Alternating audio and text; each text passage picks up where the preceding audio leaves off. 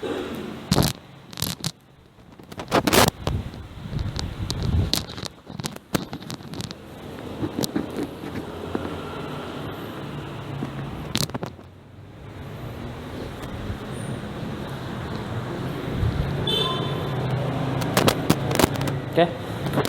Assalamualaikum warahmatullahi wabarakatuh.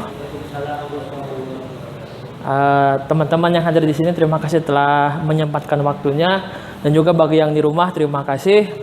Berhubung waktu ya, jadi kita langsung aja ke tujuan kita hadir di sini. Seperti biasa, udah ada papan tulis, kita langsung aja biar mengefektifkan waktu. Teman-teman, tema hari ini itu adalah, jadi mohon maaf teman-teman yang di rumah, saya karena di sini sekarang ada peserta, jadi matanya nggak langsung ke kamera, ke semua orang yang hadir di sini.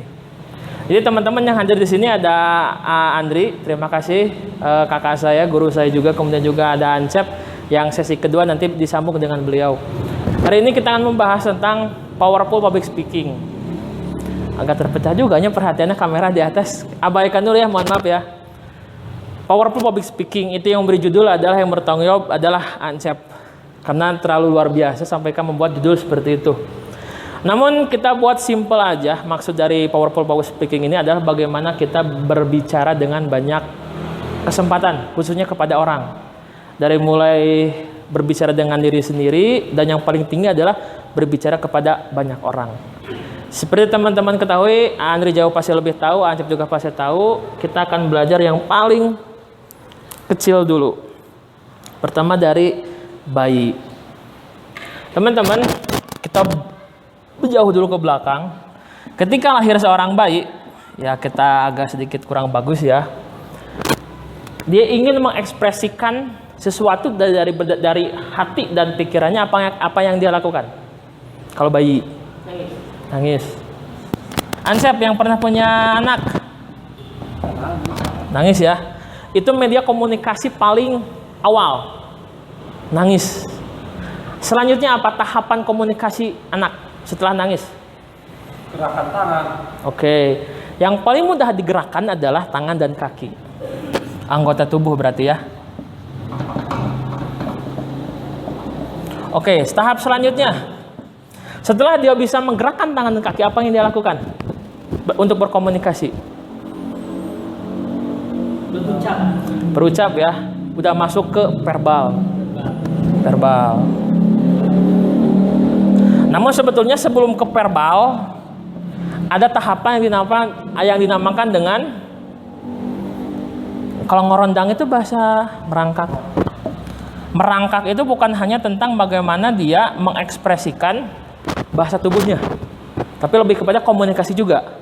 Merangkak, berjalan, termasuk menunjuk. Menunjuk termasuk bagian dari berjalan. Nah, setelah proses tahapan ini barulah masuk yang namanya verbal. Ini endingnya yang ini disebut dengan body language. Yang ini disebut dengan verbal, atau disebut juga dengan non-verbal. Non-verbal. Kita sekarang fokus kedua ini, verbal dan non-verbal, atau bahasa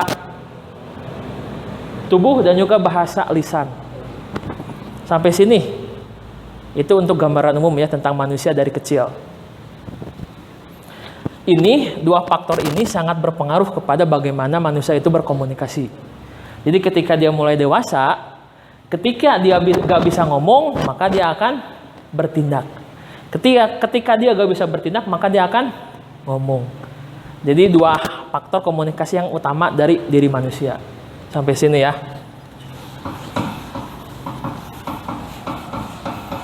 Oke, kita lanjut. Ketika anak sudah mulai bisa bicara, dia akan mengurangi gerakan tubuhnya.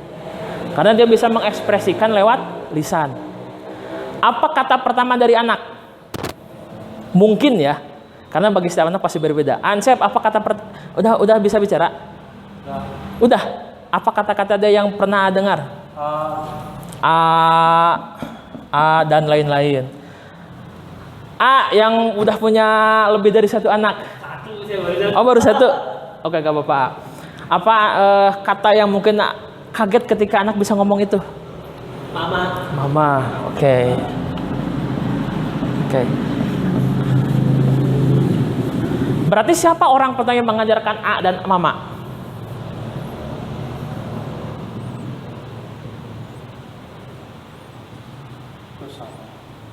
Siapa yang pertama kali mengajarkan?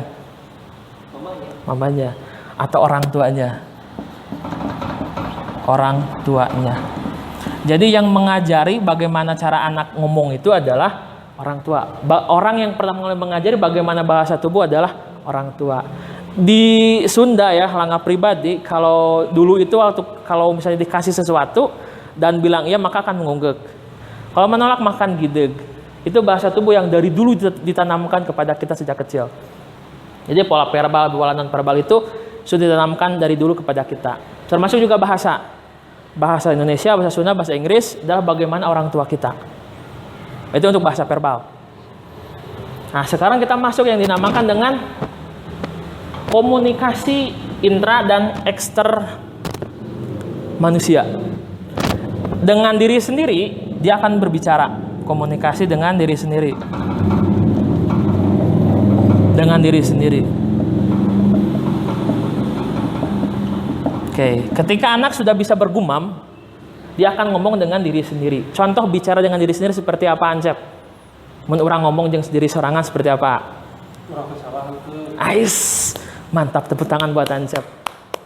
Oke, buat Andri, buat contoh omongan A dengan diri sendiri seperti apa? Bisa mualnya. Samualnya. Nah, itu disebut dengan komunikasi diri sendiri. Septok. Jadi dari kecil pun kita sudah terbiasa dengan komunikasi diri sendiri. Orang bener atau salahnya? Kamari orang asa bener ah. Tadi kira itu orang duit di mananya pohonnya. Tapi itu nggak disadari, nggak diomongkan. Tapi itu disampaikan dalam hati, disebut dengan komunikasi diri sendiri. Selanjutnya dia akan berkomunikasi dengan orang lain. Orang lain yang pertama itu adalah keluarga. Yang kedua adalah teman. Yang ketiga adalah masa. Masa itu lebih dari satu ya. Anak kalau dia sudah bisa berbicara dengan diri sendiri, maka dia sudah menguasai diri sendiri. Terlepas dari dia bagaimana mengambil keputusan. Selanjutnya ketika dia sudah bisa dengan diri sendiri, apa yang terjadi? Dia akan lanjut kepada ngomong dengan keluarga. Keluarga terdiri dari kakak, orang tua, dan juga ibu atau enggak juga adik ya.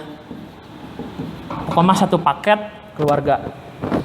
Dari kecil anak terbiasa ngomong dengan keluarga. Akibatnya apa? Dia akan terbiasa ngomong di depan kakak, orang tua, adik. Rek itu ngomongan goreng, rek itu ngomongan halus. Tahap ini sudah selesai, no problem. Ketika dia mulai berkomunikasi sosial, artinya dia sudah mulai keluar dari rumah, maka dia akan belajar berbicara dengan teman. Dan itu sering kita lakukan. Dengan babaturan kadang orang omongan yang dijaga, gak ada omongan yang dijaga, gak ada bahasa yang dijaga, karena selama kita ngomong dengan teman, karena orang sepadanya nyaho. Itu sudah terbiasa kita lakukan. Namun ada suatu komunikasi dengan orang lain yang jarang kita lakukan. Yaitu apa? Komunikasi massa. Jadi itu yang membuat kita kadang gugup berhadapan dengan orang lain. Kadang kita membuat gugup berbicara di depan panggung. Kenapa? Grogi. Ya? Grogi itu akibat. Faktornya apa? Sangat sederhana sebetulnya mah. Biasa sebetulnya mah cuman ini kata kunci dari kita kenapa grogi, kenapa gugup, kenapa apa lagi? Kenapa tegang? Cuman dari biasa. Kita hanya belum terbiasa ngobrol di depan banyak orang. Itu kuncinya. Kita dulu dibiasakan ngomong dengan keluarga, ngomong dengan kakak, ngomong dengan adik, itu terbiasa karena dari dulu sudah dibiasakan. Kita ngobrol dengan teman kadang gogorowokan, ceceleuweungan ketika kita nongkrong ya, di kafe-kafe nongkrong sampai ke jam 12 malam. Wah, aing kamari kieu, aing kamari kitu, kemana mak kitu, mana mak kieu, nggak ada filter. Karena apa? Sudah terbiasa. Tapi kalau kita berbicara dengan masa, kita belum terbiasa. Jadi kunci dari belajar untuk berani di depan umum, kunci untuk bisa semangat di depan umum, pede di depan umum adalah biasa. Itu kuncinya. Nanti kalau untuk teknik, Ancep yang pasti akan banyak menerangkan. Tapi kalau untuk informasi secara umum, ternyata sebetulnya bukan tentang teknik, bukan tentang apa. Tapi kalau memang orangnya sendiri belum terbiasa, tantangannya luar biasa untuk orang bisa tahu bagaimana ngobrol di depan banyak orang. Oke, kita analogikan.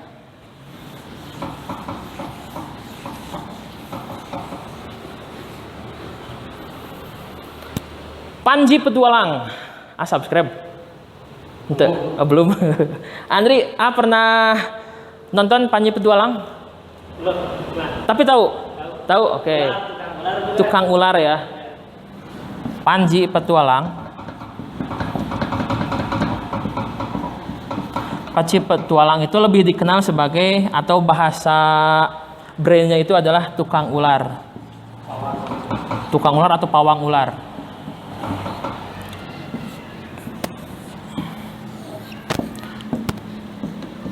Mungkin nggak dia tiba-tiba lahir langsung tahu ular?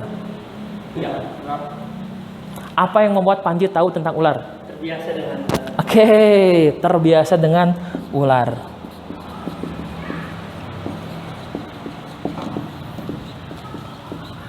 Jadi yang membuat kita ahli, yang membuat Panji ahli ketika berhadapan dengan ular adalah karena terbiasanya. Panji bisa berhadapan dengan ular kobra. Pernah juga ya di YouTube Naya. Pertanyaannya, kalau misalnya ada ular baru, apa yang akan Panji lakukan? Kalau bahasa kerennya seperti ini, orang akan tahu kalau orang pernah mencoba. Orang bakal tahu Bandung, namun orang pernah ke Bandung. Orang bakal tahu Cirebon kalau kita pernah jalan-jalan ke Cirebon. Berarti kalau kita takut dengan Cirebon, kalau kita takut dengan Bandung, kuncinya cuma satu, berarti Anda belum pernah ke sana. Cara mencapai Bandung itu ada 3 cara. Yang pertama adalah kita mencoba sendiri, yang kedua adalah dengan pengalaman orang lain, atau yang ketiga adalah pengalaman imajinasi. Orang bayangkan, ketika ke Cirebon. Orang tahu Cirebon seperti apa, tapi kita nggak, tetap orang bakal mual ayah semangat untuk tahu tentang Cirebon. Kalau kita bicara tentang pengalaman orang lain, ini bisa menghemat waktu kita untuk tahu tentang Cirebon. Karena namun orang nunggu nyaho Cirebon, jalan nakadu ka mana, bensin sabaraha geus dijelaskeun. Dan yang paling penting dari sebuah pengalaman adalah diri sendiri yang mencapai pengalaman itu sebetulnya. Jadi kalau misalnya Panji belum terbiasa dengan ular, maka dia tidak akan ahli. Kalau dia tidak ahli, maka pasti kapacok, pasti cilaka. Maka dia terbiasa, tahu, terbiasa, jadi ahli. Itu sederhana dari yang namanya public speaking. Tepuk tangan buat terbiasa. Jadi gini ya, kita dulu hanya dibiasakan ngomong dengan orang tua mungkin. Kadang ngomong jeung uwa jeung ibi ge lamun dikenalkeun dari kecil mah orang bakal era.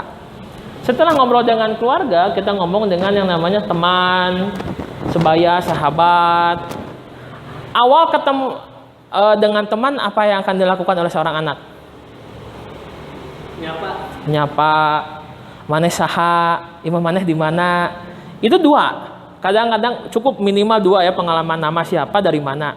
Tapi kadang jarang ditanya nama. Maneh di mana? Orang wada, orang mah, oh wadona belah mana? Iya, oh ya siap.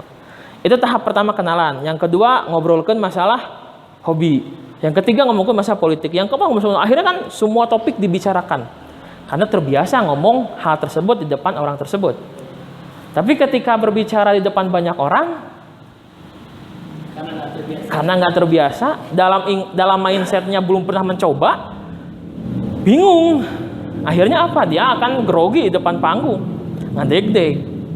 Dalam bahasa Langga dulu ada namanya gini loh, Ancep mungkin tahu namanya loss of stage. Loss of stage itu bukan kehilangan panggung ya, tapi bingung orang rek asup ke tempat panggung tapi orang kukurilingan heula. Ngurilingan panggung. Kadang kacai heula, terus nginum cing loba, terus apa lagi? Kadang weaan heula, kadang kumah, kadang gegedig heula nanti tanah dan lain-lain. Itu apa namanya loss of stage. Jadi kumahnya bingung orang rek naon di panggung gitu tah. Akhirnya orang akan ngurilingan heula panggung tanpa sadar. Oh, aya bapak A make mobil naonnya? Oh nya nya. Ulin ka dinya deui. Oh, geningan kieu nya. Pura-pura we naon we dicabak, naon we di atap karena dia teh gugup. Gugup supaya tenang, dia harus tahu dulu di mana dia berbicara. Itu sering kita lakukan, bahkan bukan kita ya, Langga pribadi dulu ketika pertama kali tampil di atas panggung, tampil di depan banyak orang gitu dulu. Sana ya acara di game. Tuan heula, aduh roba mahanya ngopi heula, cai heula, kuriling heula teh. Ngobrol heula jeung saha ngalir gitu supaya naon, supaya ini nyambulkan loss of stage. Jadi benar-benar orang tersesat di panggung. Itu fenomena lumrah karena bagi orang yang nggak tahu, yang gugup. Karena gugup itu adalah bagi orang-orang yang memang nggak tahu sebetulnya, belum pernah mengalami. Kalau orang sudah mengalami, dia akan terbiasa. Kalau orang terbiasa, dia akan menemukan teknik baru. Dari mulai dia jingkrak-jingkrak, awal dari dia masuk panggung dia jingkrak-jingkrak. Gogor-gogokan, teriak-teriak, salam-salam, semacam memeriahkan suasana lah. Itu kalau memang orang sudah terbiasa. Sangat sederhana mungkin ya. Jadi kalau Langga pribadi mungkin untuk teknik nanti disampaikan lengkapnya sama Mas Rencep ya. Dan juga teman-teman ya. Kalau ini hanya sebagai gambaran sederhana. Jadi fenomena gugup, fenomena grogi, fenomena apa lagi ya? Fenomena loss of stage, fenomena dan lain-lain itulah merupakan hal yang lumrah pada manusia. Jadi lamun jelema teu gugup itu bukan jelema. Jelema mau mungkin bisa langsung lahir gede berdiri di depan panggung teriak-teriak, nggak akan seperti itu. Aya erana heula, aya minderna heula, aya istilah gugupna heula, aya istilahna nyeklan mik tepi ka kokop tepi ka kieu. Karena apa? Kita belum terbiasa dengan proses itu. Beda lah orang ngomong jeung kolot, cuek, beletak-beletuk, ngomong jeung batur, karena memang udah terbiasa. Tapi kalau kita berhadapan dengan banyak orang di panggung massa, gemberna luar biasa. Minusnya Langga itu paling belum pernah mencoba untuk demo. Tahu demo gak? Ya istilahnya unjuk rasa, berdiri di atas panggung, di outdoor, itu Langga belum pernah nyoba. Jadi Langga belum ada mindset untuk tahu. Jadi perlu dicoba dulu agar orang tahu bagaimana rasanya berorasi di depan banyak orang outdoor. Tapi kalau indoor 100-200 pernah. Tapi kalau outdoor Langga belum pernah. Artinya apa ya? Berarti tong menyalahkan diri sendiri, tinggal orang kumacarana berani outdoor di depan banyak orang. Just it. Kalau untuk teknik cara pegang mic, berdiri, cara membuka pidato dan lain-lain itu mungkin nanti akan disampaikan oleh Mas Rencep. Jadi isa gambaran sederhana tentang bagaimana proses kita menumbuhkan kebiasaan baru untuk bisa berdiri di atas panggung menyampaikan apa yang ingin disampaikan. Begitu luar biasa. Manawi aya diskusiona mengenai awal mulanya grogi, awal mulanya gugup di atas panggung. Pernah punya pengalaman sesuatu dengan panggung? Pernah. Oke, bagaimana ceritanya? Ya mungkin kita harus intinya materi yang akan disampaikan pada masa itu kita harus benar-benar pahami ya. Tuh. Jangan salah menyampaikan informasi. Intinya satu, jangan salah menyampaikan informasi. Kenapa? Karena informasi itu bersifat irreversible. Mantap. Informasi yang telah disampaikan tidak dapat ditarik kembali. Betul. Jadi apa yang telah kita sampaikan ketika ucapannya salah kepada masyarakat atau massa, ya itulah nggak bisa dihapus ketika Bapak nulis, dihapus silang. Tapi informasi telah disampaikan masuk ke brain, masuk ke otak. Apalagi kalau pemahaman yang kita masukkan salah, pemahaman salah. Jadi itu intinya seorang komunikasi mas, entrepreneur, jadi ada salah ucapan sedikit itu adalah patah. Betul. Karena tersebut tadi bahwa informasi itu bersifat irreversible itu. Informasi yang sudah disampaikan tidak dapat ditarik kembali. Mungkin itu Pak. Tepuk tangan Pak Andri. Jadi teman-teman mungkin nggak mendengar ya, mohon maaf saya ulangi ya. Jadi kalau kita berbicara komunikasi massa, itu adalah apa yang kita sampaikan itu menjadi menjadi memang suatu fakta di lapangan karena kita setelah mengucapkan nggak bisa ditarik lagi, nggak bisa nggak diakuin karena itu menjadi media publikasi umum. Jangan ada salah penyampaian gitu. Tuh, ya itu keren sekali. Itu baru tahu loh kita. Nah, jadi bersifat irreversible, jadi nggak bisa ditarik kembali. Jadi omongan kita akan menjadi hukum bagi kita dan orang lain ketika berbicara di ranah publik dan itu nggak bisa ditarik kembali. Itu benar harus hati-hati untuk konteks dan konten tersebut. Itu keren. Itu baru istilah baru loh, Pak. Mantap, tepuk tangan sekali lagi buat Andri. Kedepannya teman-teman ya, untuk yang hadir di sini juga yang di pemirsa di rumah, nanti kita ada seminar khusus dengan Andri. Kita akan wajibkan beliau hadir di atas panggung bersama dengan kita ya. Karena sekali lagi kita mah lebih kepada diskusi sebetulnya, Pak. Karena tetap pengalaman Langga hanya sebatas pengalaman Langga. Ketika dihadapkan dengan banyak orang, pengalamannya akan berubah lagi. Mungkin banyak ilmu sebetulnya yang bisa kita ambil dari orang lain. Itu luar biasa. Itu irreversible.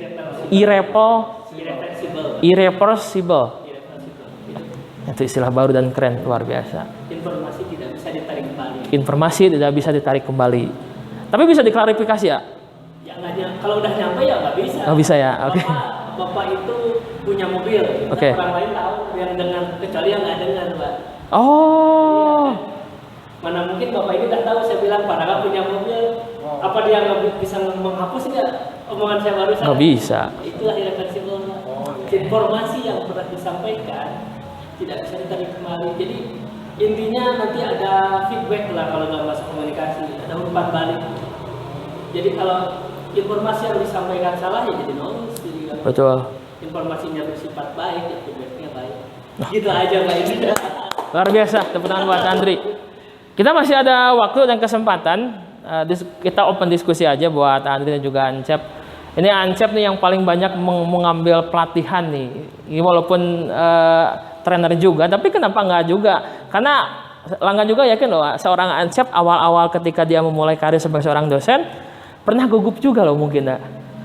Tahun berapa masuk dosen? Jadi dosen? 2015 ya teman-teman. Ancep itu 2015. Awal mula ketika masuk ke kelas. Sekolah. Oh di sekolah ya? 2012. Lama banget. Itu pertama kali berdiri di depan anak-anak gimana? Tegang, semangat, gugup atau pede? Tadi Loss of stage ya, kehilangan panggung ya, kekurilingan di panggung lah. Bagaimana cara supaya berani di atas panggung pada waktu itu 2012? nggak bisa, terbiasa melatih diri di depan salah satu. Oke, tepuk tangan buat Mas Rencep. Jadi Mas Rencep ini teman-teman silakan subrek aja sambung rasa ya. Jadi ketika walaupun dia seorang dokter sekarang Rencep, walaupun dia seorang trainer dari mulai lama juga, tapi tetap kita semua mengalami namanya loss of stage. Jadi ngomong kadang kamana heula, nguriling heula, nyeklan heula bor, mata heula buku, ngabsen, pura-pura ngabsen dan lain-lain. Ini sebenarnya teknik-teknik loss of stage. Jadi kumaha carana supaya tubuh kita stabil. Kan kita itu gejolak emosi tinggi loh. Ketika kita gugup, tuk jantung itu berdebar luar biasa. Kalau teman-teman pernah merasakan cinta, ngegeberna kawas gitu tuk. Padahal mah orang panggih gente ukur nempo imahna oge orang sengaja geber. Kalau nggak geber tuh jantung Pak, kalau lupa itu non verbal. Gitu. Betul sekali ya. Nah, itu jadi salah satu gugup ya. Jadi jantung berdebar dari mulai keringat dingin. Itu fenomena wajar, normal terjadi pada manusia yang mana ketika dia dalam gejolak emosi, badannya itu akan menyentabilkan jantung berdebarnya karena gitu. Oh, distabil supaya itu engap-engapan, ya tubuh bereaksi supaya stabil. Tapi kalau kita udah terbiasa, tubuh pun nggak akan menolak karena kita udah terbiasa. Oke, tepuk tangan buat kita semua, luar biasa. Jadi ternyata yang kita pelajari selama ini sebetulnya sangat sederhana. Bagi Langga pribadi ternyata memang kalau tidak dibiasakan nggak akan pernah bisa.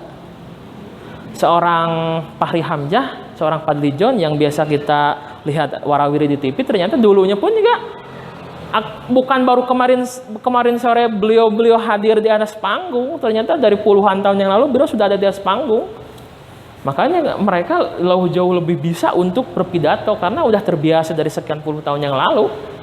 Hari kita mah udah kecil hidup hanya di lingkungan keluarga, ngomong dengan teman sangat terbatas, dipaksa di atas panggung.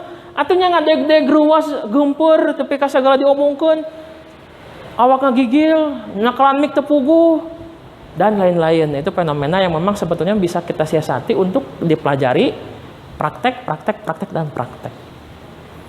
Oke, teman-teman, untuk pembuka ya, karena itu hanya saya buka. Jadi proses yang namanya berdiri atas panggung itu adalah bagaimana kita membiasakan diri. Ya, selama kita nggak pernah terbiasa, selama kita belum pernah mencoba, kita nggak akan pernah menemukan jalur untuk menuju itu. Kalau kita ingin tahu Cirebon, minimal tanyalah kepada orang yang pernah ke Cirebon. Dan lamun orang akan terusin, lamun orang tanya Cirebonnya di mana. Lamun orang pernah maju menuju Cirebon.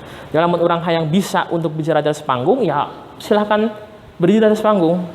Biasakan. Gempur, ngadeg-deg, ruas, sieun, era, ngukurulingan we kacai, nginobang minum dan lain-lain, itu memang proses wajar. Jadi bagi teman-teman, silahkan mencoba. Dan nextnya mungkin sama teman-teman yang di rumah bisa gabung juga bersama dengan saya dan juga dengan kita yang hadir di sini.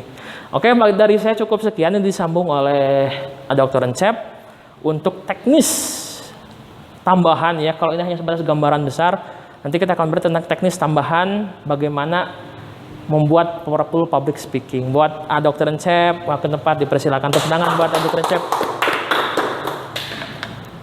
Pakai mic lumayan buat konten.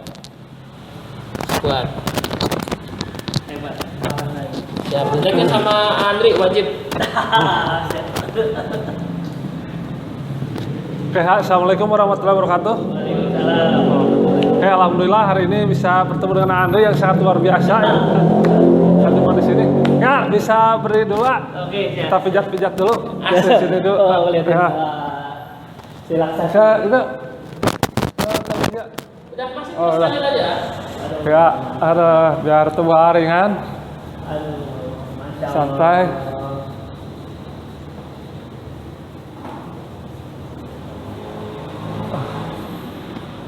Kepala nggak ini non verbal atau verbal kalau gini?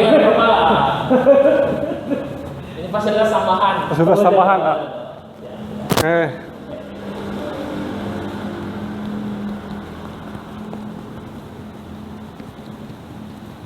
Oke, ringankan semua beban yang ada di pundak Ya, menjadi lebih ringan, rileks dan lebih santai. sugesti positif. Dan rezeki tambah lancar, hidup banyak kemudahan. Ya, silahkan duduk kembali ya.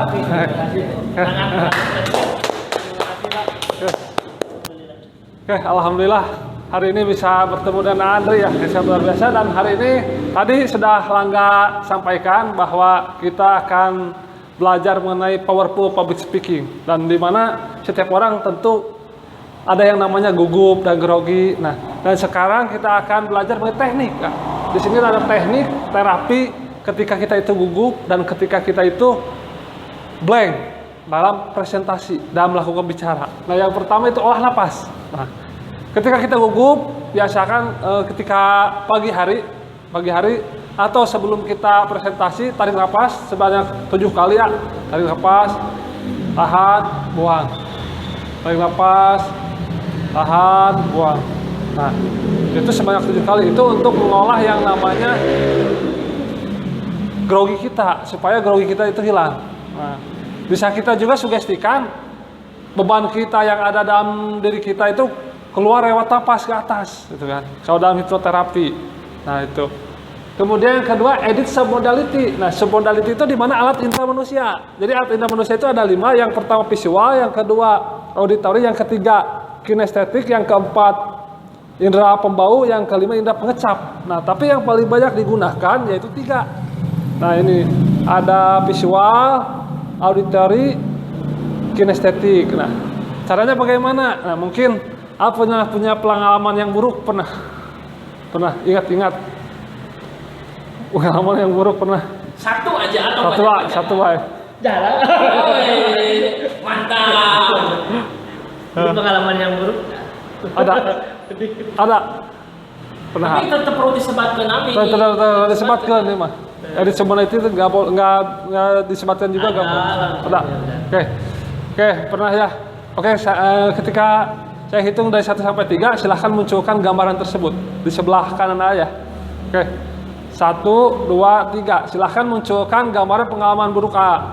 Warnanya perjelas A, beri warna yang jelas. Oke, dengarkan suaranya. Dengarkan. Dan silahkan gerakannya rasakan oleh A, pengalaman buruk tersebut. Oke, bagus. Dan sekarang A, terasa oleh A, hal tersebut terjadi. Oke.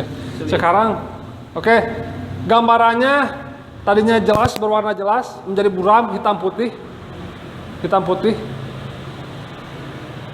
Oke, suaranya 1 sampai 10 tadi ada di angka berapa suaranya? Pengalaman tersebut, suara-suara yang terdengar oleh A.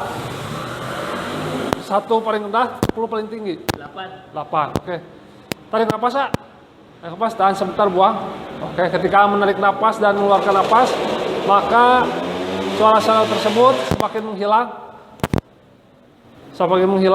Oke, semakin mengecil. Oke, bagus. Oke, bagus. Oke, sudah. Ada angka berapa sekarang? Mengecil. Oke, bagus. Sekarang gerakannya A. Tadinya bergerak menjadi diam. Sekarang gerakannya menjadi diam. Gerakan tersebut yang membuat diri A tadi gerakannya menjadi diam. Oke, bagus.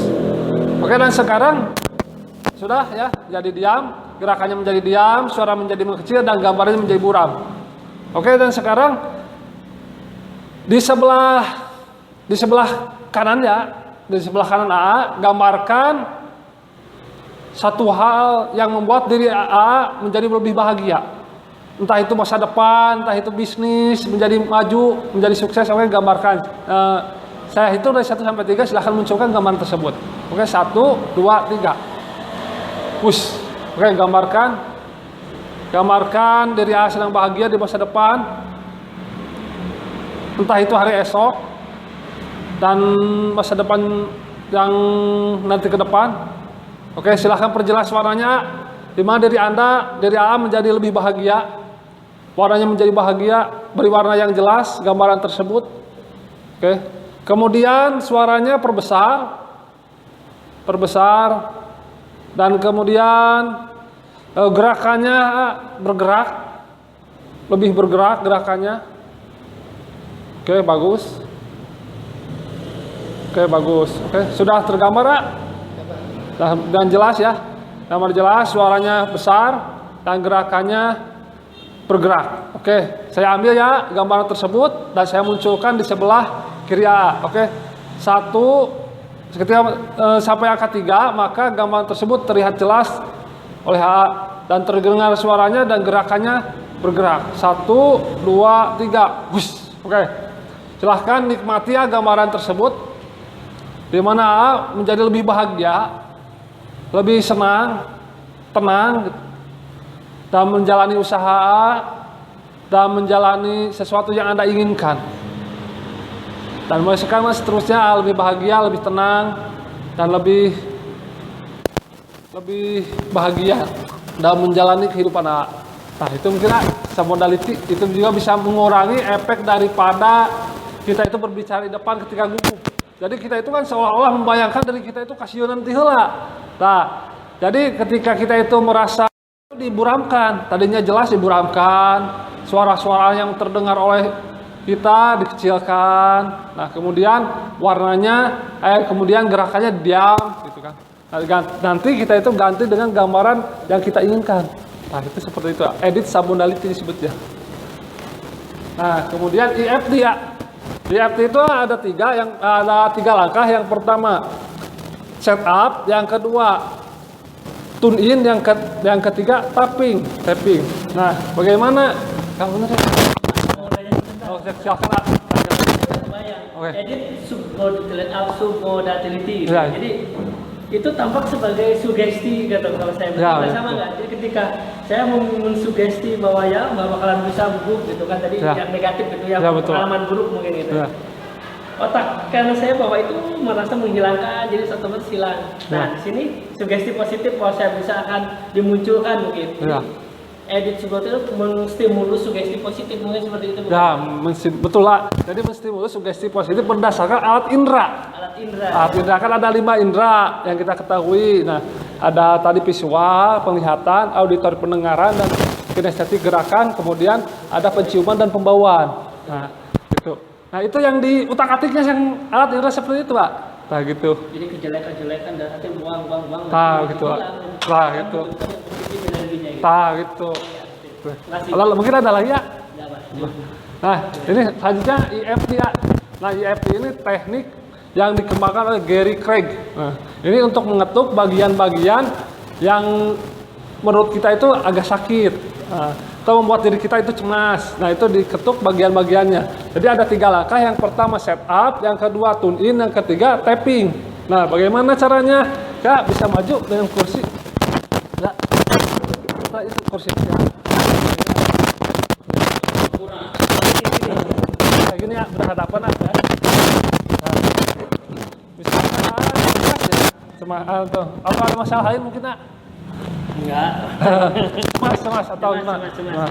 Jadi diketuknya bagian sini.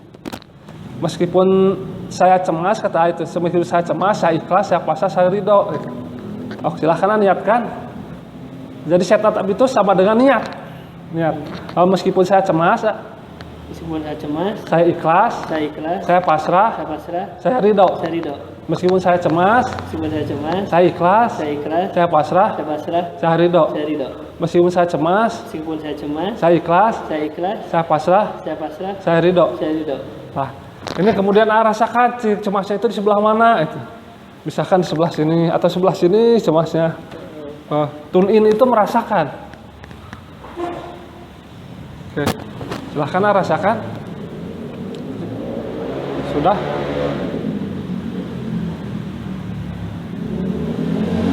kepala dipikir. Kepala. Oke, siap Pak. Oke.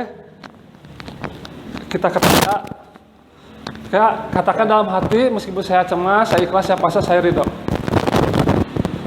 Meskipun cemas, ikhlas, pasrah, ridho. Meskipun cemas, ikhlas, pasrah, ridho. Meskipun cemas, ikhlas, pasrah, ridho. Oke, di sini ya. Meskipun cemas, ikhlas, pasrah, ridho. Meskipun cemas, pasrah, ikhlas, ridho. Meskipun cemas, ikhlas, pasrah, ridho. Meskipun cemas, pasrah, ikhlas, ridho. Meskipun cemas, ikhlas, pasrah, ridho. Meskipun cemas, ikhlas, pasrah, ridho. Jangan mengetuk bagian ini. Tah. Meskipun cemas, ikhlas, pasrah, ridho. Meskipun cemas, ikhlas, pasrah, ridho. Meskipun cemas, ikhlas, pasrah, ridho. Oke. Meskipun cemas, ikhlas, pasrah, ridho. Meskipun cemas, ikhlas, pasrah, ridho. Meskipun cemas, ikhlas, pasrah, ridho. Oke. Meskipun cemas, pasrah, ikhlas, ridho. Meskipun cemas, ikhlas, pasrah, ridho. Meskipun cemas, ikhlas, pasrah, ridho. Oke. Meskipun cemas, ikhlas, pasrah, ridho. Meskipun cemas, ikhlas, pasrah, ridho. Oke, bagian ini. Meskipun cemas, ikhlas, pasrah, ridho. Meskipun cemas, ikhlas, pasrah, ridho. Meskipun cemas, ikhlas, pasrah, ridho. Meskipun cemas, ikhlas, pasrah, ridho. Oke, meskipun cemas, ikhlas, pasrah, ridho. Meskipun cemas, ikhlas, pasrah, ridho. Oke, meskipun cemas, ikhlas, pasrah, ridho. Meskipun cemas, ikhlas, pasrah, ridho. Meskipun cemas, ikhlas, pasrah, ridho. Oke. Meskipun cemas, ikhlas, pasrah, ridho. Meskipun cemas, ikhlas, pasrah, ridho. Oke. Meskipun cemas, ikhlas, pasrah, ridho. Meskipun cemas, ikhlas, pasrah, ridho. Meskipun cemas, ikhlas, pasrah, ridho. Meskipun cemas, ikhlas, pasrah, ridho. Meskipun cemas, ikhlas, pasrah, ridho. Meskipun cemas, ikhlas, pasrah, ridho. Meskipun cemas, ikhlas, pasrah, ridho. Meskipun cemas, ikhlas, pasrah, ridho. Oke. Bismillah cemas, ikhlas, pasrah, ridho. Bismillah cemas, ikhlas, pasrah, ridho. Bismillah cemas, ikhlas, pasrah, ridho. Bismillah cemas, pasrah, ikhlas, ridho. Bismillah cemas, ikhlas, pasrah, ridho. Bismillah cemas, ikhlas, pasrah, ridho. Bismillah cemas, ikhlas, pasrah, ridho. Bismillah cemas, ikhlas, pasrah, ridho. Meskipun anak cemas, ikhlas, pasrah, ridho. Bismillah cemas, ikhlas, pasrah, ridho. Bismillah cemas, ikhlas, pasrah, ridho. Bismillah cemas, ikhlas, pasrah, ridho. Bismillah cemas, ikhlas, pasrah, ridho. Bismillah cemas, ikhlas, pasrah, ridho. Bismillah cemas, ikhlas, pasrah, ridho.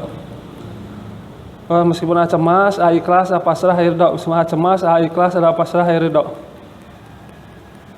Oke, sekarang tarik nafas, sebentar buang. Oke, tarik nafas kembali. Sebentar buang. Tarik nafas. Sebentar kemudian buang. Oke. Oke, gitu itu adalah teknik daripada IFC untuk bagian-bagian yang sakit gitu. Terutama yang bersifat istilahnya itu baik itu cemas maupun hal yang lainnya. Mungkin ada pertanyaan, Nak? Contoh sakit kaki ya, fisiknya. Fisik. Sakit sarido, jadi nanti hilang gitu ya. Ya, itu hilang. Kita juga bisa mengukur ini buat skala dulu. Ini saya sakit kaki, oke, skalanya berapa? Satu paling rendah, 10 paling tinggi. Ada angka berapa?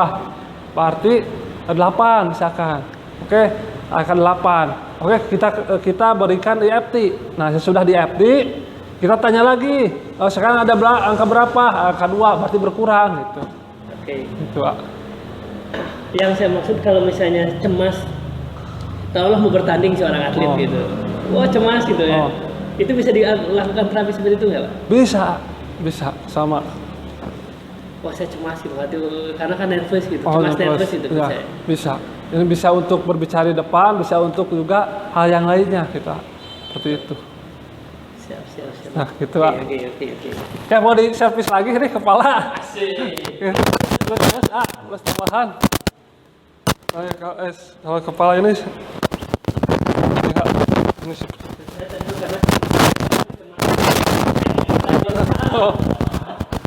nah ini ya, pijat ini. Masya Allah gitu.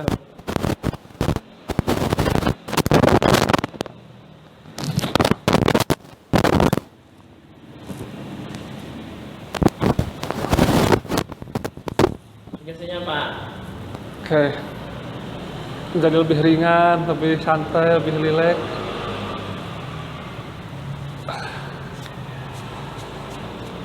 Dibuang energi negatifnya menjadi energi yang lebih bermanfaat, lebih positif.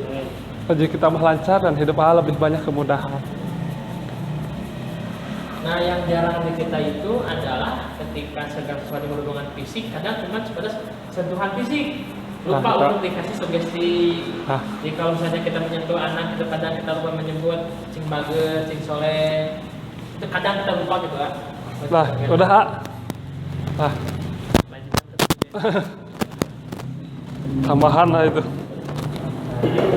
Disugesti dengan tambah dengan gestur mungkin. Wah, dengan gestur. Gestur. Jadi efeknya double. Ya, Nah, kemudian inner voice therapy ya. Inner voice therapy itu biasanya kita itu deg-degan, deg-degan. Aduh, itu kumaha orang teh di panggung gitu. Nah, udah sampaikan tah. Kita itu sebenarnya inner voice therapy itu berbicara dengan diri kita sendiri. Nah, bicara gini, caranya gini. Tarik nafas dulu dan buang sebentar, oke, dan bicara dengan diri kita sendiri ketuk-ketuk, oke. Kamu tenang saja kok, insya Allah semuanya berjalan dengan lancar dan sukses. Oke, kamu tenang saja kok, insya Allah semuanya berjalan dengan lancar dan sukses. Oke, kamu tenang saja kok, insya Allah semuanya berjalan lancar dan sukses. Nah, itulah inner voice therapy. Mungkin ada yang ditanyakan, Nak? Oke, yang selanjutnya ini teknik pembukaan, ini untuk suara itu. Suara itu ada 3, ada pernapasan dada, pernapasan perut, dan pernapasan tenggorokan. Nah, untuk pernapasan dada biasanya itu kita itu pembukaan. Dalam pembukaan, Assalamualaikum warahmatullahi wabarakatuh, selamat pagi. Nah, itu dalam pembukaan. apa kabar? Nah, itu memakai itu memakai napas dada. Allahu Akbar. Allahu Akbar. Nah, itu memakai napas dada. Tapi kalau terus memakai napas dada, enggak, Pak. Ya. Enggak. Tuh enggak. Enggak, Pak. Nah, kemudian setelah napas dada, kita itu pakai napas perut. Nah, itu supaya kalau napas dada terus kita itu engap gitu. Itu supaya kita itu lebih berwibawa kalau pakai napas dada. Nah, kalau tadi napas dada, napas perut, kemudian napas tenggorokan. Itu untuk apa? Musabahah. Musabahah itu seperti inilah dalam motivasi mah. Bagaimana ketika kamu itu berhadapan dengan orang tua Anda? Intonasi. Intonasinya itu lebih sedih, itu tak sedih. Ketika orang tua Anda melihat dirimu gagal dan sedih dan menangis, apa yang kamu rasakan? Nah, itu. Lebih dalam gitu ya, penghayatan. Nah, itu mengenai napas tenggorokan. Nah, ada. Ada konsep. Ini gimana ceritanya?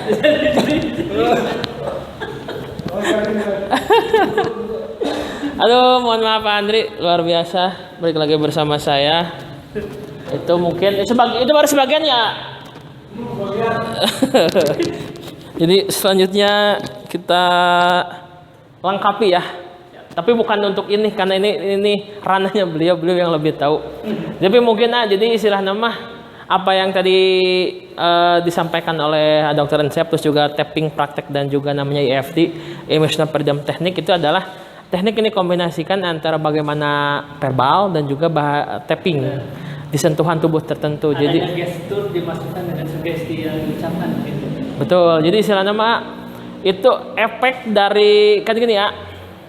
Kalau kita ngomong hanya sebatas ngomong, hanya mempengaruhi perasaan dan emosi dan juga pikiran. Tapi ketika disentuh dengan adanya sentuhan fisik, maka efeknya itu bukan hanya kepada tubuh dan juga itu bukan hanya kepada perasaan dan juga pikiran, tapi kepada tubuh juga.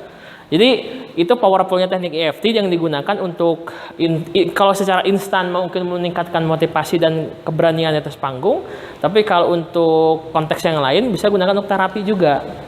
Itu EFT. Mungkin juga pasti lebih tahu juga. Terapi atau misalnya sugesti hipnotis gitu. Ya, memang kita sebenarnya hipnotis loh. Saya udah merasa. Maksudnya biasanya juga mempelajari, makanya saya tahu gitu. Sebenarnya kalau orang tahu melawan nggak bakalan Terjadi. Betul. Saya udah merasakan. Oh, ini maksudnya gitu. Jadi pas Ya, jadi memang sebetulnya semua basic kita ya, khususnya Langga dan juga Ancap itu semua dari hipnoterapi. Artinya memang kita mengaplikasikan hipnoterapi untuk memang kepentingan yang lebih aplikatif, bukan hanya untuk terapi tidur bla bla bla, enggak. Ini lebih kepada menyeluruh karena ternyata ketika kita bicara permasalahan orang dengan gugup di atas panggung itu bukan hanya seorang loh. Langga pun waktu-waktu masih dulu itu gugup di atas panggung itu Langga kira hanya Langga unggul. Ternyata banyak yang seperti Langga, banyak seperti saya mengalami hal serupa. Cuman mereka belum tahu bagaimana cara bisa mengantisipasinya dan juga bisa menyembuhkannya. Nah, dengan adanya seminar yang sangat sederhana ini dan juga seminar-seminar yang lain, urang hariung yuk, sugan lamun ku bebarengan mah aya solusi baru untuk bisa menyembuhkan luka batin kita, menyembuhkan, mengobati gugup kita di atas panggung. Endingnya apa? Supaya kita, jadi gini ya, di masyarakat itu ada istilah, mana besok nu ngomong, mana bisa ngomong, mana besok nu bisa ngomong. Jadi kebanyakan kita menyerahkan bahasa kita kepada orang yang bisa ngomong. Artinya padahal omongan orang mungkin beda dengan yang harusnya disampaikan oleh orang yang kita wakilkan untuk ngomong. Nah, dengan adanya public speaking, dengan adanya dan metode-metode lain yang seperti yang tadi disampaikan oleh Ancep, kumacarana orang mewakili diri sendiri ngomong. Iya, boleh menambahkan sedikit. Siap. Ya. Mantap. Karena komunikasi ini tujuan komunikasi itu balik dari mempengaruhi orang lain, Pak. Tuh. Nah, itu kan. Jadi pas saya tersugesti tadi, saya jadi muncul juga ini. Jadi selain kan tadi diri sendiri udah ya, apa sih komunikasi itu bertujuan efektif? Mungkin orang yang tujuan kita tuh dia mengikuti keinginan kita. Sebenarnya kalau kita jadi moderator apa, kan tujuannya dia mengerti, mengalurkan itu. Jadi tujuan komunikasi itu mempengaruhi orang lain, Pak, menurut saya. Betul. Jadi apapun yang saya ucapkan Atau dalam segi bisnis ya, yang saya pelajari komunikasi bisnis, bagaimanapun caranya informasi yang saya disampaikan dia beli produk saya itu. Betul.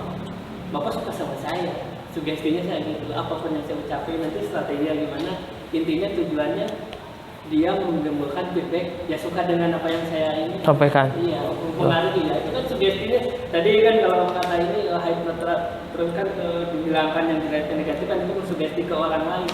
Ya sama juga, kita juga kalau klien, kalau dalam konteks bisnis kan tujuannya bagaimana dia bisa mengambil produk kita, padahal di luar masih banyak produk-produk yang lebih murah dari produk kita. Kalau komunikasi masanya kan gitu. Itu mungkin betul ya Pak? Tujuannya itu untuk mempengaruhi orang lain gitu. Oke. Ini lebih keren loh kalau misalnya Andri yang di depan loh, betul. Enggak, soalnya gini ya.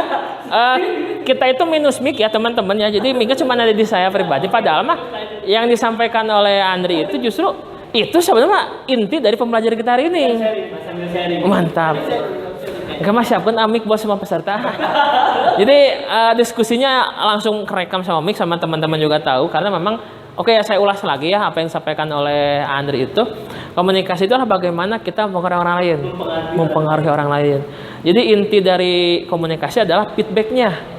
Kalau kita mengharapkan orang membeli produk kita, ternyata tidak membeli produk kita, maka komunikasi kita gagal. Tidak sampai. Apakah mungkin mentok di medianya, mentok di orangnya, mentok di cara kita menyampaikannya, itu termasuk media atau gangguan dari komunikasi. Jadi tadi disampaikan oleh Andri, jadi lamun orang tuh bisa ngayakinkan orang untuk bisa membeli produk kita, menyukai kita, ataupun juga mendukung kita, maka orang belum berhasil mempengaruhinya. Jadi komunikasi kita belum nyampe kepada orang itu, karena itu dari komunikasi itu adalah bagaimana mempengaruhi orang lain supaya orang lain itu sesuai dengan apa yang kita mau. Itu komunikasi. Itu keren sekali, tepuk tangan buat Andri. Ini gimana? Mau dilanjutkan? Ini keren loh, pertama kalinya ada oper mic gitu. Tepuk tangan buat ada tulisnya. Mantap. Lanjut. Ya mohon maaf ya, jadi saya itu hobinya makan gorengan. Jadi kalau kebiasaan jelek, kalau untuk pembicara itu dilarang sebenarnya mau makan gorengan banyak orang jadi berminyak-minyak. Nah ini yang untuk teknik pembukaan ini ada visual impact. Nah visual impact itu seperti apa? Nah ini kita punya uang A. Ini A nilainya berapa? 5.000. Oh 5.000 A. Kalau saya ini nilainya berapa? 5.000 ya. 5.000. Oke saya injak-injak Kak. Enggak untuk dicontoh ya. Berapa lagi ya? Oke. Tadi kita sudah melipat-lipat uang ya, kita remas-remas dan kita injak-injak dan uang tersebut tetap nilainya 5.000. Nah, begitu juga dengan hidup kita. Nah, di mana hidup kita sering dihina oleh orang lain, kita sering dicemooh orang lain, tapi sebenarnya nilai kita itu akan terus bertambah. Nah, pada kesempatan kali ini kita akan membicarakan mengenai kiat untuk mencapai sukses. Nah, jadi itu teknik pembukaan. Nah, seperti itu. Kalau ini ada yang kedua power statement. Power statement ya 4 pernyataan. Nah, setiap orang tentu menginginkan sebuah penghasilan. Nah, penghasilan tersebut diperoleh dari mana? Dari bekerja. Nah, ada 4 pekerjaan yang banyak disukai oleh orang. Yang pertama, orang tersebut ketika sudah lulus kuliah, orang tersebut lulus menjadi PNS. Yang kedua, orang tersebut ingin menjadi PNS, berlama-lama menjadi honorer, dan memimpikan juga diangkat menjadi PNS. Yang ketiga, orang tersebut ketika orang tersebut nggak bisa diangkat menjadi PNS, orang tersebut beralih profesi menjadi pengusaha. Dan yang keempat, banyak orang sekarang itu duduk di rumah dan kemudian menghasilkan uang. Dan pada kesempatan kali ini kita akan menjelaskan mengenai keajaiban rezeki. Nah, jadi itu teknik pembukaan. Power statement. Jadi 4 pernyataan. Kemudian ada pujian. Nah, pujian itu kita mengenal kota Sumedang, kota yang kecil. Tapi orang Sumedang itu orang yang banyak melahirkan orang-orang yang sukses. Contohnya yaitu kita mengenal Ali Sadikin, salah satu gubernur Jawa Barat, gubernur DKI Jakarta. Yang kedua ada Aceh Wiryadinata. Beliau juga adalah salah satu wakil gubernur pendamping Ali Sadikin. Dan yang ketiga kita mengenal Umar Wirahadi Kusuma. Nah, beliau juga salah satu orang sukses yang berasal dari Situraja yang menjadi wakil presiden Republik Indonesia. Dan pada kesempatan kali ini kita akan membicarakan mengenai kiat untuk mencapai sukses untuk sebagai pemimpin gitu. Nah, itu adalah salah satu pujian terlebih dahulu. Nah, kalau ini audience participation ini tadi melibatkan peserta. Nah, misalnya gini. Oke, pada kesempatan kali ini ketika kita akan buka terlebih dahulu dengan salam wassalamualaikum warahmatullahi wabarakatuh, dan kemudian kita libatkan peserta itu dalam artian oke, Bapak dan Ibu, nah seperti itu. Misalkan tadi benar kata pagi. Oke, Bapak Ibu, kita kalau saya katakan pagi maka tepuk tangan 1 kali, kalau siang 2 kali, kalau sore 3 kali. Nah, itu audio melibatkan. Bisa juga tadi seperti kesini maju dulu, kita pijat-pijat dulu. Nah, itu melibatkan peserta juga. Nah, ya seperti itu. Dan ketiga ini bahasa tubuh, Pak. Nah, bahasa tubuh itu kan ada yang seperti ini. Non-verbal berarti ya. Non-verbal ya. Berkaitan dengan ini itu non-verbal. Nah, ada gini kan. Ada yang gini ya. Bahannya. Nah, tapi yang lebih baik itu posisi ini terkait dengan posisi istirahat. Posisi istirahat ketika kita berbicara. Jadi sebaiknya gini. Gini. Atau gini ya. Atau gini. Nah, ini posisi-posisi yang untuk kita itu beristirahat ketika itu berbicara. Nah, ketika gini kan mungkin kita itu pegal. Nah, beristirahat itu bagaimana? Oke. Jadi Tapi itu. Pak, saya mau tanya nih, Pak. Ketika dalam konteks yang tidak disadari gitu. Kita ngomong kadang-kadang suka ada gerakan yang perut gini-gini banyak loh malah. Iya, betul. Perut mah ini pas bilang perut gini-gini perut. Gitu. Ada itu ada Pak. Coba lah. Betul lah. Teknik bicara kalau orang yang ada muka audiensi apa gitu yang bukan belum pernah tahu tekniknya atau belum pernah. Itu kita yang mempelajari bagaimana teknik untuk menghilangkan agar tidak kan itu tidak sadar gitu kan. Tidak sadar, betul. Untuk menghilangkan gerakan yang tidak sadar mungkin kurang baik. Nah, kita gimana menghilangkannya gitu konteksnya itu. Nah, untuk tekniknya. Oke, bagus lah. Nah, untuk tekniknya tadi kita itu harus terbiasa memposisikan posisi istirahat kalau kita itu memang ada gangguan seperti itu. Jadi kalau kita itu mau gini, ingat kita itu gini. Ingat gini gitu. Ingat kita itu gini. Nah, gini. Jadi kalau sudah kita mempunyai posisi yang nyaman untuk istirahat, insya Allah nggak akan gini gitu kan. Dan saya bisa berkata gitu karena gini, ketika dalam suatu forum, ajukanlah pertanyaan siapa yang mau. Kadang-kadang orang yang nggak biasa kan mau bertanya itu tingkah seperti itu muncul lah. Nah, betul. Kan kalau seorang pembicara dia udah paham. Ya, nah, betul. ketika seorang pembicara, siapa yang mengajukan pertanyaan nggak mau, coba ibu bertanya. Kadang-kadang dengan keterangan saat dia bertanya ada gerakan-gerakan itu. Nah, betul. Nah, saya seperti yang mempelajari takut terjadi gitu kan. Apa tekniknya, strateginya? Jadi tekniknya tadi itu ya kita itu harus terbiasa posisi istirahat. Insya Allah kalau posisi istirahatnya kita sudah terjaga, ya kita nggak akan ada gerakan-gerakan lain juga yang mengganggu kita. Seperti itu. Kita ada lagi? Oke. Mas Rangga. Udah. Oke, tepuk tangan buat Dr. Itu kalau kita ngobrol secara teknis ya. Jadi memang dari mulai visual impact, power statement, pujian, dan juga audience dan participation. Jadi itu merupakan teknik-teknik yang bisa kita kembangkan sendiri sehingga menjadi milik kita pribadi dan bisa kita aplikasikan.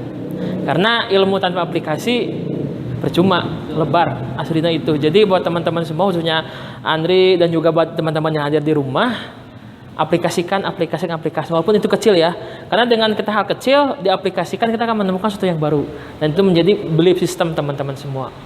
Kita akan langsung aja ke tahap audience participation karena kita berhubung ini bisa disebut sebagai peserta pertama yang hadir ya, jadi kita kasih kesempatan apresiasi buat Andri untuk mungkin sebatas apa ya yang tahu, bahkan juga pasti yang nggak yakin apa sih banyak tahu, yang mungkin mau share kepada teman-teman semua dan juga yang hadir di sini. Untuk Andri, waktu tempat dipersilahkan. Wajib loh, sampai bosan di depan. Wah, ini sangat mendadak sekali dan tidak diterus-terus. Nah, tinggal disakuan. Mantap. Ya, mantap. Terima kasih. Mungkin tidak banyak disampaikan, sedikit sharing aja tadi. Terima kasih atas waktunya semuanya. Salam saya dari Andri. Belajar ini sungguh sangat asik gitu ya. Teknik terapi ternyata bisa disugesti. Intinya yang saya dapatkan tadi ilmunya dari Pak Langga, dari Pak Jen, yaitu kita harus mensugesti positif gitu Pak. Nah, intinya harus sugesti positif itu. Sugesti yang ditimbulkan agar menjadikan kita lebih baik gitu. Ketika saya tadi disugesti ini munculkan yang apa sih yang pernah yang nggak seneng gitu kan, munculkan dulu. Nah, ketika benar muncul kan mumet nih ini di pikiran kita sugestinya. Tapi ketika sugesti kita dihilangkan gitu kan, hilangkanlah sedikit-sedikit lupa warnanya sampai berhenti dan akhirnya hilang. Nah, jadi pokok masalahnya ketika masalah itu dibikin kita besar, maka akan besar, Pak. Nah, ketika masalah itu dibikin kita kecil, simple, maka akan hilang. Begitu juga yang sugesti tadi saya ridho karena hati gitu. Ketika hati sudah ridho, udah yakin, udah itu ketentuannya, ya udah kita pasrah aja. Kita cari yang terbaik betul. Jadi intinya positive thinking besarkan dan negatif thinking hilangkan gitu, intinya seperti itu. Satu dari sini. Yang satu lagi tadi membahas bahwa informasi itu bersifat irreversible ya Pak. Bahwa apapun yang diucapkan, apapun yang disampaikan tidak bisa ditarik kembali. Yaitu halnya ketika kita menyampaikan Pak Langga itu boga ieu cenah, boga jimat. Bapak dengar, nggak mungkin saya bisa menghapus ucapan tadi karena Bapak udah dengar seperti itu. Jadi apapun yang kita sampaikan yang baik-baik akan menjadi hasil yang baik pula gitu itu ya. Mungkin itu ya satu lagi informasi itu bersifat kalau kita pandai berkomunikasi, tujuannya itu yang tadi saya bahas bahwa komunikasi itu bisa mempengaruhi orang lain. Nah, jadi kita dengan belajar komunikasi bagaimana kita bisa mempengaruhi, atau kalau kita bicara di depan bagaimana orang bisa memperhatikan kita lah kalau nggak ke bisnis gitu lah. Bisnis itu kan bagaimana kita bisa menjual produk dan produk yang kita jual dibeli oleh orang lain. Nah, mungkin iklan begitu kan, apa yang disampaikan, apa yang kita pengaruhi, orang akan beli itu kalau terpengaruhi gitu kan. Yang bagus ya emang bagus barangnya, suka. Kalau udah terpengaruhi kurang bagus juga bisa beli. Itulah informasi atau komunikasi yang baik gitu Pak. Yang penting barang kita bagus, bisa bersaing dengan orang lain, ditambah dengan informasi yang kita sampaikan bagus, itu akan lebih mengangkat kalau kita di dunia bisnis komunikasi gitu. Oke. Terima kasih, mungkin itu yang dapat saya sampaikan. Akhir kata, assalamualaikum warahmatullahi wabarakatuh. Oke. Aduh, saya bukan ahlinya, Pak. Apa yang menurut sangat nyaman sampaikan kepada orang banyak tentang apa?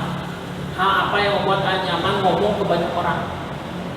Just satu aja. Sampaikanlah kesenangan gitu. Oke. Kenapa dengan kesenangan kita menstimulus orang-orang untuk berbuat senang juga, Pak. Kalau kita menyampaikan yang negatif, saya bilang tadi, ya udah bawaannya yang negatif aja gitu. Kalau kita menyampaikan informasi yang membuat kita bahagia, ya semoga orang lain juga bahagia. Kita berperseptif atau berpikir positif bahwa orang itu akan bahagia ketika melihat kebahagiaan kita gitu. Udah yang negatif hilangkan kata saya gitu. Itu ya, oke. Kesenangan berarti siapa yang ke depan ya? Oke, terima kasih.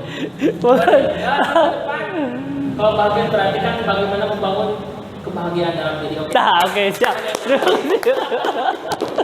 Oke, terima kasih. Aduh, ini sangat. Tepuk tangan buat Andri. Berarti kita udah dapat judul ya buat minggu depan, itu tentang bagaimana menciptakan kebahagiaan diri. Nanti ada saya dan juga ada Andri spesial.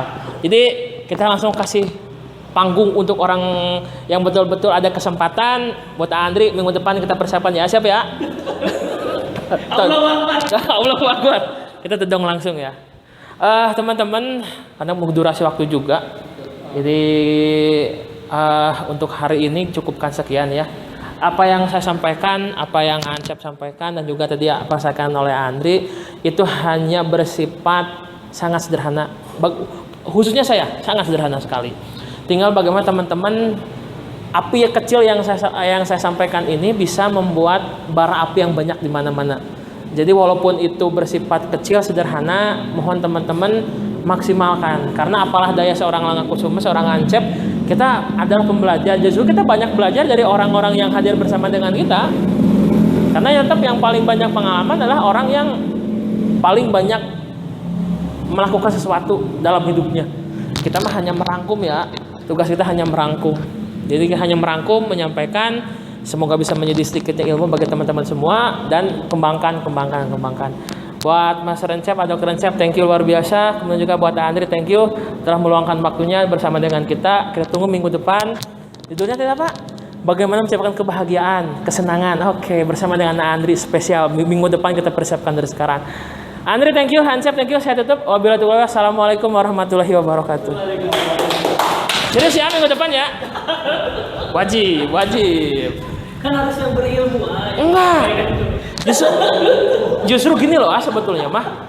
Sharing aja boleh. Betul Jadi tanpa perlu ada bor, just AA, Langga, teman-teman yang hadir, jadi ada tempat untuk ngomong. Itu momennya. Di kita itu kebanyakan curhat kepada orang yang ting saha gitu yang memang karena bakal berakibat fatal. Irreversible ya itu yang jadi bahayanya. Tapi sharing aja, orang mah sharing tapi direkam, kita saling mengisi. Karena justru sebetulnya mah hari ini yang belajar itu bukan Andri loh, Langga loh asli. Langga belajar, Ancep Langga yang Langga tahu ya teman-teman, langsung aja masuk kamera lagi. Yang Langga tahu Ancep itu biasa ya gitu, tapi ketika di hadapan board, di hadapan panggung itu keren. Tepuk tangan buat Dr. Rencep. Kemudian juga Andri istilahnya mah irreversible itu yang oh iya bener juga ya, kita baru tahu loh, itu penting. Tepuk tangan buat Andri. Udah beres lama deh. Sharing aja. Udah lama.